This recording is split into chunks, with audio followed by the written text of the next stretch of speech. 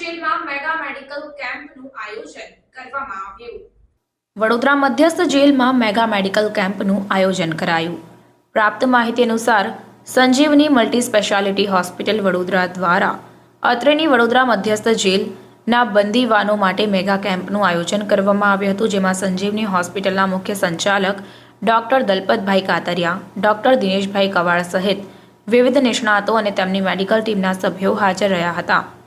અત્રેની વડોદરા મધ્યસ્થ જેલ ખાતેના દવાખાનામાં સર્જન, ફિઝિશિયન અને તબીબી અધિકારીઓ દ્વારા બંદીવાન દર્દીઓને જરૂરી સારવાર આપવામાં આવે છે તથા દર બુધવારે એસએસજી હોસ્પિટલ વડોદરા ખાતેથી ઓર્થોપેડિક, આંખ વિભાગ, ચામડી, સ્ત્રી રોગ નિષ્ણાત, માનસિક રોગના નિષ્ણાત, ડેન્ટલના નિષ્ણાત તથા દર શુક્રવારે કાન, નાક, ગળાના નિષ્ણાત તેમજ શનિવારે આંખના નંબરની તપાસ કરવામાં આવે છે।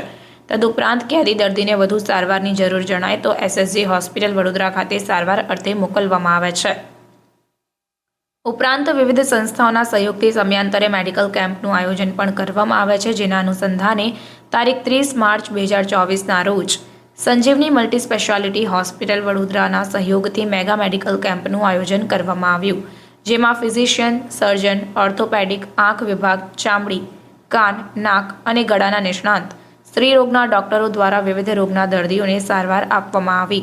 આ મેડિકલ કેમ્પ દરમિયાન જેલ અધિક્ષક જગદીશ બાંગરવા તથા નાયબ અધિક્ષક MA ચૌધરી અને જેલના ડોક્ટરો તેમજ અન્ય તમામ કુલ જેલ અધિકારી કર્મચારીઓએ હાજર રહી સહકાર આપ્યો હતો। આ મેડિકલ કેમ્પમાં 508 પુરુષ અને 3 સ્ત્રી મળી કુલ 511 બંદીવાનોને સારવાર આપવામાં આવી હતી। રિપોર્ટર કંચન પરમાર સાથે જયદીપ સોલંકી। સમાચારોની ઝડપી અપડેટ માટે હમણાં જ જન અર્પણ ન્યૂઝ ચેનલને લાઇક, શેર અને સબસ્ક્રાઇબ કરો।